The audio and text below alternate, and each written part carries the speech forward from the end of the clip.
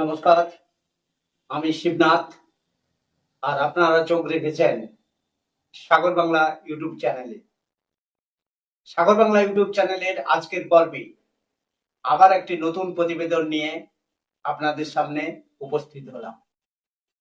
প্রতিবন্ধী ব্যক্তিদের জন্য সরকারি পরিষেবা ও বিভিন্ন কল্যাণমূলক প্রকল্পে আবেদন করতে গিয়ে একটি নাম বারবার সামনে আসে, UDID card, unique disability identity card. অনেকের মনেই প্রশ্ন, এই কার্ড না থাকলে কি সরকারি সুবিধা পাওয়া যাবে না, নাকি শুধু পরিচয়পত্র হিসেবে এই কার্ডের ব্যবহার করা হয়?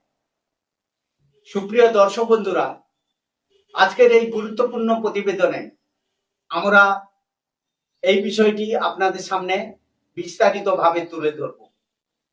UDID card, unique disability identity card আপনার যদি না থাকে তাহলে কি কি সমস্যা হতে পারে, আজকের এই প্রতিবেদনে বিস্তারিতভাবে আপনাদের সামনে আমি আলোচনা করব। এই গুরুত্বপূর্ণ প্রতিবেদনটির সঙ্গে আপনাদের সবাইকে প্রথম থেকে শেষ পর্যন্ত থাকার জন্য অনুরোধ করব।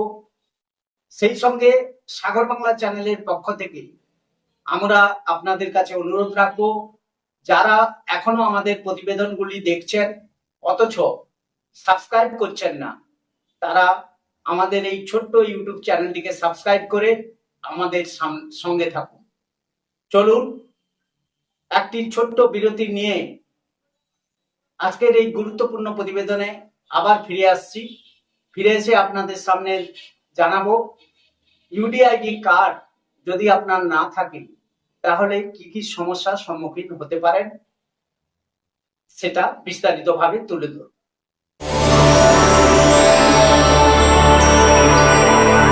দর্শক বন্ধুরা, ফিরে আসলাম একটি ছোট্ট বিরতি নিয়ে। বিশেষজ্ঞদের মতে ইউডিআইডি কার্ডের মূল উদ্দেশ্য হল প্রতিবন্ধী ব্যক্তিদের একটি একক ডিজিটাল পরিচয় প্রদান করা, যাতে বিভিন্ন দপ্তরে বারবার একই নথি জমা দেওয়ার প্রয়োজন কমে এবং পরিষেবা গ্রহণ করা সহজ হয়। সেজন্য প্রথমে আপনাকে জানতে হবে ইউডিআইডি কার্ড কি।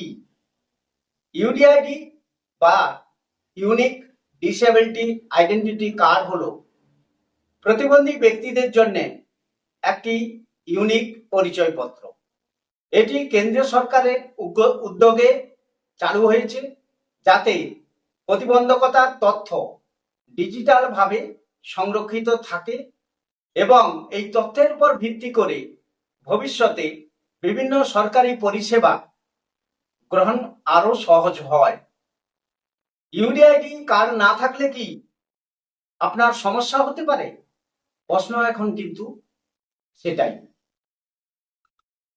সরকারি প্রকল্পের আবেদন করতে এবং সরকারি প্রকল্পের সুবিধা গ্রহণ করতে আপনার কিন্তু দেরি হতে পারে যদি ইউডিআইডি কার্ড না থাকে।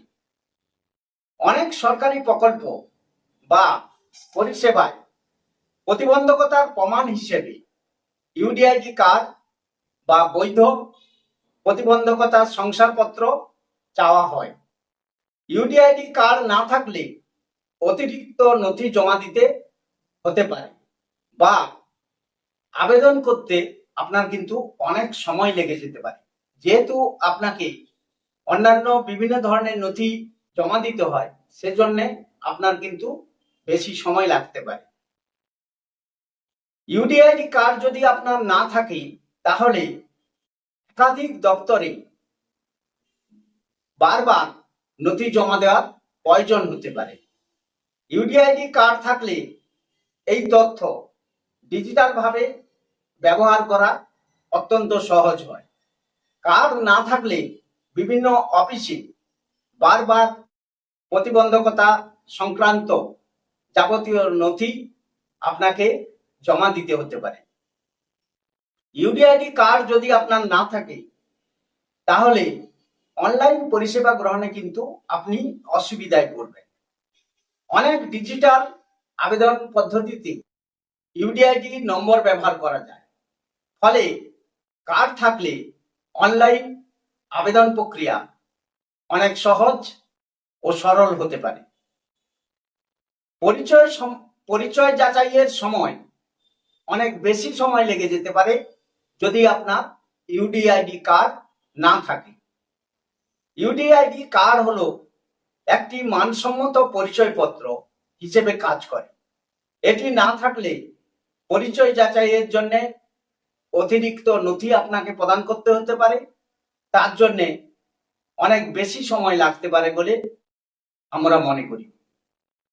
ভবিষ্যতে ডিজিটাল পরিষেবার যাবতীয় সুবিধা কিন্তু আপনার কমে যেতে পারে যদি ইউডিআইডি কার্ড আপনার কাছে না থাকে।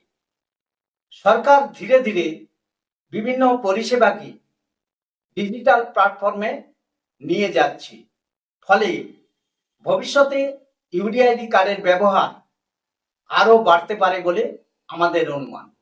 সুপ্রিয় দর্শক বন্ধুরা, তবে একটা বিষয় আপনাদের জেনে রাখা কিন্তু অত্যন্ত জরুরি।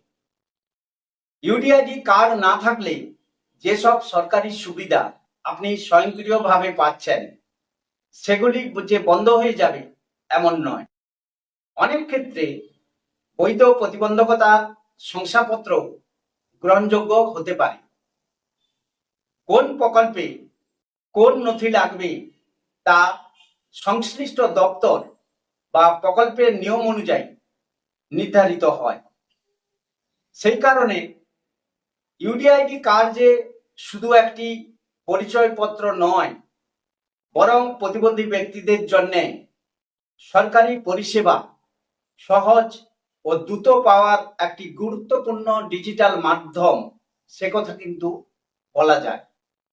তাই যাদের এখনো ইউডিআইডি কার্ড নেই তাদের যোগ্যতা থাকলে আবেদন করার বিষয়টি অবশ্যই বিবেচনা করা উচিত।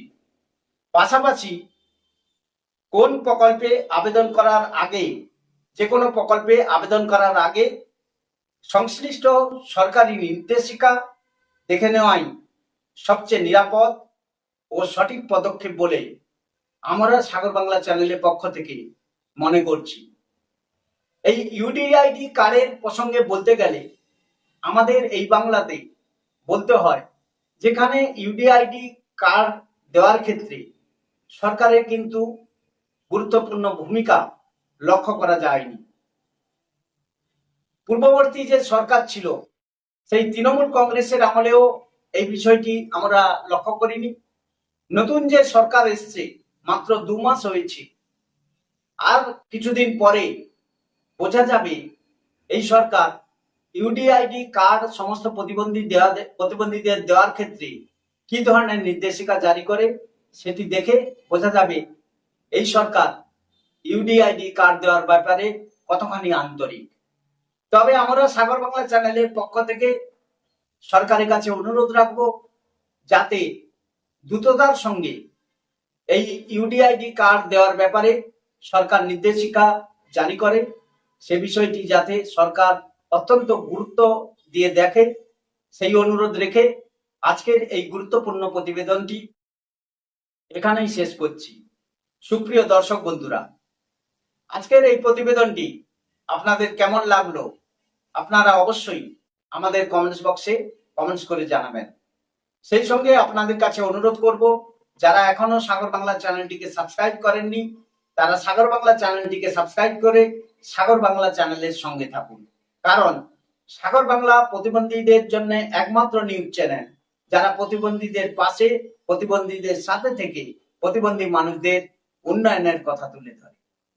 আবার দেখা হবে নতুন পর্বে, নতুন প্রতিবেদনে। আপনারা সবাই ভালো থাকুন, সুস্থ থাকুন। নমস্কার।